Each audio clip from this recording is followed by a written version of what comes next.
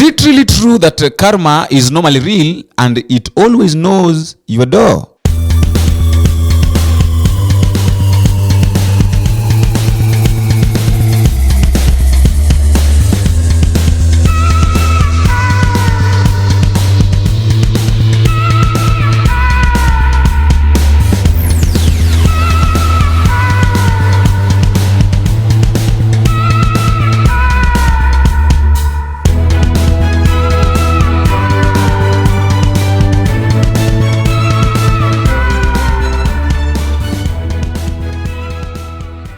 Welcome back to Havana Media. My name is Boniface Owino, and as usual, I'm going to be your host for today. Now, before I go far, I would like to thank those who have been giving us your support, those who are watching these videos, and those who are always giving us your comment. As I normally say that feedback is normally the key thing in any form of communication. Thank you very much. May God bless you for supporting us, for giving us your comment, for liking our videos, for sharing, and also for dropping your comments. And if we're meeting also for the first time, if you've not subscribed, I would like to request you just subscribe, just click the subscribe button, and then any moment there is a video that has been uploaded, it will be very easy for YouTube to update you or notify you on a new video. Thank you very much. May God bless you. Asante sana. And you can also tell us if you're watching us from Kenya. Tell us you're watching us from Kenya, from Uganda, anywhere you're watching us from. Thank you very much for telling us. Now, I always say here, and since the battle or since the wrangle between William Ruto together with Rigathi Gachagua started, there is something that I said. I said that the fallout between Rigathi Gachagua and William Samoei Ruto is going to be much greater, or it is going to be very, very much messy, more than the fallout between Uhuru Kenyatta and William Samoei Ruto immediately after the handshake between Raila Odinga and Uhuru Kenyatta. And what is funny is that the fallout between Uhuru Kenyatta and Will Samoei Ruto came after the second term of their leadership. Uhuru Kenyatta and Rigathi Gachagua and William Ruto worked for the first time without any problem. And then now coming for the second term, whereby now Uhuru was almost going to retire, that is when now the fallout began. When now Ruto started to do his own things. That is when now the fallout began. But now the problem is here, that Rigathi Gachagua and William Samoei Ruto are going to fall out, things are falling apart in between them in their first term of rulership. So that one tells you that fallout automatically is going to be much messier than that one of Uhuru Kenyatta and William Ruto. But I've been thinking that why is it that Rigathi Gachagua have decided that he wants to be united with Uhuru Kenyatta? The way he talked negatively about Uhuru Kenyatta during the campaigns, even the inauguration, there is something that Rigathi Gachagua talked about. During the campaigns, I want to play a video here. During the campaigns, there is something that Rigathi Gachagua said concerning Uhuru Kenyatta. And when I was listening to, I was listening to that video. Now I was like reflecting, is this the same man that wants to unite with Uhuru Kenyatta? And the way he was talking negatively about this guy, the way he was insulting this person. And will it be easy for Uhuru Kenyatta to forgive Rigathi Gachagua to unite with the people of the mountain? Listen to the way Rigathi Gachagua was talking to Uhuru Kenyatta when Uhuru Kenyatta was the president then. Uhuru Kenyatta amerogwa, anapigana na watu yake. Wala tulimsaidia William Ruto. Bila William Ruto Uhuru Kenyatta hangekuwa rais wa Kenya. Kweli ama uongo? Amerogwa na hii mzee wa kitendawili, amegeuka watu yake. Mimi Rigathi Gachagua ndio nilipatiwa Uhuru Kenyatta na Moi mwaka wa 2002. Hakuna kitu alijua. Nilimtoa kwa baa, alikuwa mlevi. Nikamuuta, nikamsaidia, nikamfanya akakuwa rais wa Jamhuri ya Kenya. Amerogwa na Raila, amenigeuka. Amenihangaisha, amenitafutia makesi ya uongo. Ameninyang'anya pesa yangu. Amefunga kampuni zangu zote. Amefuta watoto yangu kazi. Amefunga kampuni ya bibi yangu. Rais, juzi umekuwa Nakuru ukasema ya kwamba ati Rigathi Gachagua, Dende Nyoro, Kimani Ichung'wa na Moses Kuria ati watajua wewe ndio rais ya Kenya. Ile mambo umetufanyia Rais Uhuru Kenyatta, tunakuomba tafadhali rais, usiue mimi vile baba yako aliua JM Kariuki. Ninakuomba rais, nakuomba, mimi niko na bibi, mimi niko na watoto, tafadhali usiniue. Umenitesa ya kutosha Rais Uhuru Kenyatta. Umeninyang'anya mali yangu, umenipeleka kotini, umefunga kampuni zangu, umenitendea kama mnyama, umenitesa kama mtu hujui, na mimi ndio nilikusaidia mpaka ukakuwa rais wa Kenya. Rais Uhuru Kenyatta, umebaki siku 8.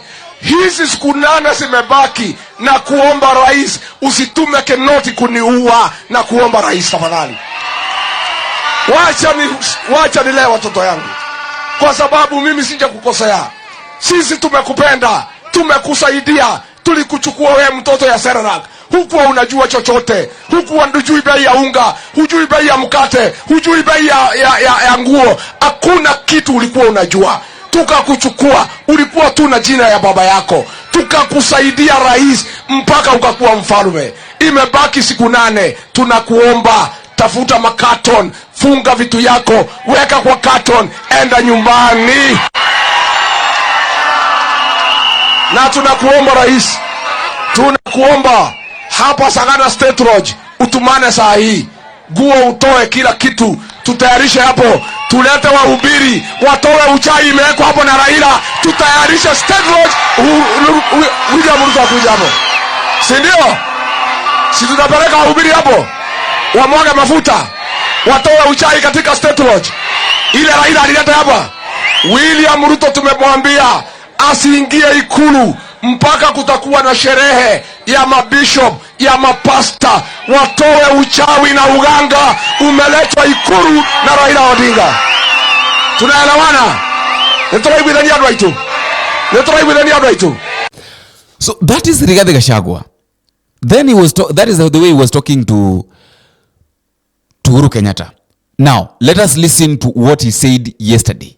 Giuga ginya Uhuru wa Kenyatta ni mwana witu, oke tunyitane? Hau nega? Iliuko mundu mwena bara nake? Idegethurano getiathirire? Iditoza mubira?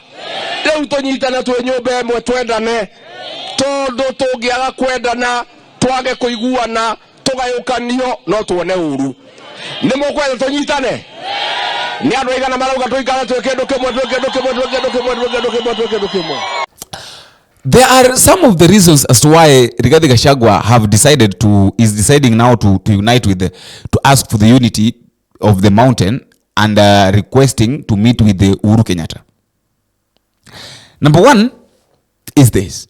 Rigathi Gachagua is realizing, and I think he realized this thing long time ago, that is not Ruto's favorite. I think I talked about that yesterday. That is not Ruto's favorite. And now the favorite of William Ruto are the people from Western. But why is it that William Samoei Ruto decided to take in Rigathi Gachagua to deputize him before the election, or when they were approaching the election? Because we know very well that Rigathi Gachagua was not Ruto's favorite. Everybody knew that William Samoei Ruto was going to take either Ndindi Nyoro or Kithure Kindiki to deputize him for the presidency, that is in 2022. But where did things come to change when now Ruto decided to take in Rigathi Gachagua? This was the reason. The reason as to why Rigathi Gachagua was taken by William Ruto to deputize him was one, and this was the main reason. Uhuru Kenyatta and William Ruto were not in good terms. And now for William Ruto to frustrate Uhuru Kenyatta, he wanted one weapon, a very strong tool that he could have used to frustrate Uhuru Kenyatta, because he could have not done it by himself. So he wanted a tool, and this tool must have come from Mount Kenya. And being that Rigathi Gachagua had worked with Uhuru Kenyatta by then for quite a long time, Gachagua knew more about Uhuru Kenyatta more than these two guys. And of course, we know that Rigathi Gachagua is someone who can answer. You can give you an answer instantly without thinking twice. So these are the reasons why Rigathi Gachagua was appointed, or was taken in by William Ruto to deputize him. And we know very well that Rigathi Gachagua's mission in Kenya Kwanza government was to try as much as he can to pin Uhuru Kenyatta down, which he accomplished very well. So according to William Ruto, is that Rigathi Gachagua's mission was well accomplished, and therefore he has got no business with him. Because as it is right now, I think they had frustrated Uhuru Kenyatta enough, and now William Ruto is feeling like your mission here is no more. You accomplished what we agreed on, and therefore let me look for another person. So these are the frustrations that now where Rigathi Gachagua is feeling like, you managed to use me to manipulate me, to frustrate Uhuru Kenyatta. Right now you want to dump me, saying that I'm not your favorite. I will also show you. So being that Rigathi Gachagua is also after revenge, he is looking for where Uhuru Kenyatta is, because we know very well that the only threat, one of the greatest threats of William Samoei Ruto, in as much as Uhuru Kenyatta retired, Uhuru Kenyatta is the greatest threat of William Samoei Ruto, truth be told. So if Rigathi Gachagua also wants to revenge, he must seek for the unity. He must seek to work together with Uhuru Kenyatta to frustrate William Ruto, more so in Mount Kenya region. That is number one. Rigathi Gachagua, after realizing that there is a high possibility of him not deputize William Samoei Ruto in 2027, there is something that he is trying to do. He's trying to push William Samoei Ruto to the wall, to a point that William Samoei Ruto will have got no option but to take him in for the second term as the deputy president. Because we said that there is a high chances of Uhuru Kenyatta, of Rigathi Gachagua not deputize William Ruto coming 2027, considering the Mudavadi's equation in. So this is another reason as to why now things are coming to be messy in UDA. That Rigathi Gachagua is trying to push Uhuru Kenyatta, William Ruto to the wall, to leave him with no option but to take him in for the second term. That is the second. The third one is this, that Rigathi Gachagua also wants, because he knows very well, he knows very well that maybe I may not deputize this guy. So he's also trying as much as he can. He's also trying as much as he can to be on the ballot. But to be on the ballot, he must seek the support of the people of the mountain. And the people of the mountain have only one person who have a say, and that is Uhuru Kenyatta.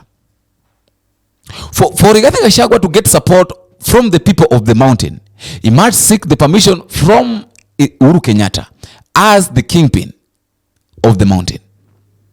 We know very well that one of the major things that the Limuru 3 concluded that they still don't have any kingpin apart from Uhuru Kenyatta. So it means that the reason as to why Rigathi Gachagua is trying to come closer to Uhuru Kenyatta is, number one, he wants Uhuru Kenyatta to endorse him as the next kingpin of the people of the mountain. That is number one. Number two, he wants to seek the support and maybe the strategy that he can use coming 2027 to also be in the ballot to vie for the presidency, but he can only do that by getting the support from Uhuru Kenyatta. Because he knows that if he gets the support from Uhuru Kenyatta will tell the people that, well, let us support our own, and that is Rigathi Gachagua. When the Limuru 3 was being planned, there is something that Jeremiah Kioni said. Jeremiah Kioni said that in the matters of the presidency, or who is going to vie for the presidency, whether we have it or not, that is not a problem. So it means that they had got their own plan, and they said that they will also make sure that they have someone who will represent them coming 2027 for the presidential candidate. The big question is, who are they planning to represent them? Is it going to be Moses Kuria? Is it going to be Kimani Chugwa? Is it going to be Rigathi Gachagua? My question is this. Every now and then Rigathi Gachagua talks about the issue of unity of the people of the mountain. Are the people of the mountain united or divided? Because according to me, the last time I checked, the people of the mountain were united, and that is why they managed to vote for William Ruto and Rigathi Gachagua and boycott or neglect the request of Uhuru Kenyatta for voting for Raila Odinga. That was the major sign of unity.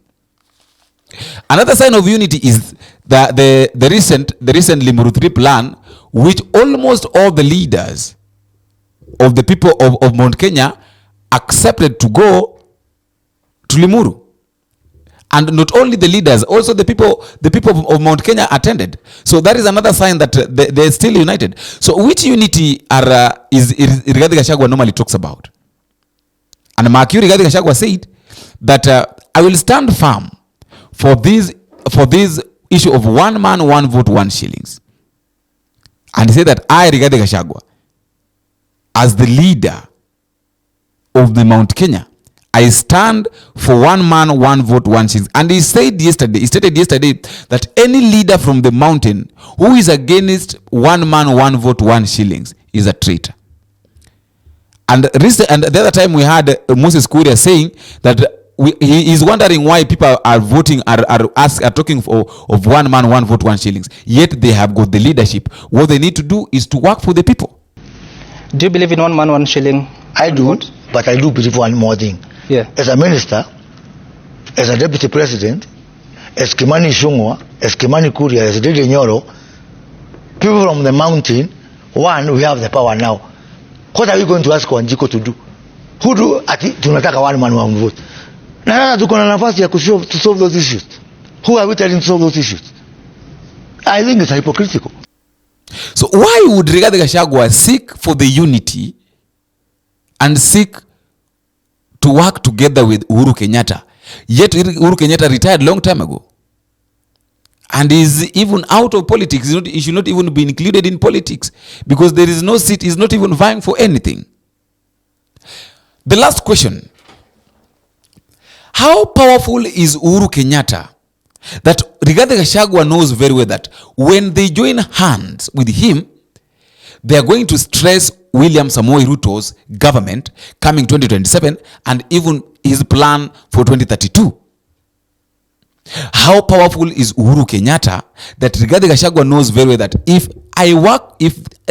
I get support from Uhuru Kenyatta, then I know that all my plans will come to pass. How powerful is he? What you think? That is just my thoughts. I also like to give you a chance in the comment section so that you can also tell me what you think. Until we meet again, I've been your host, Boniface Wino. Bye-bye.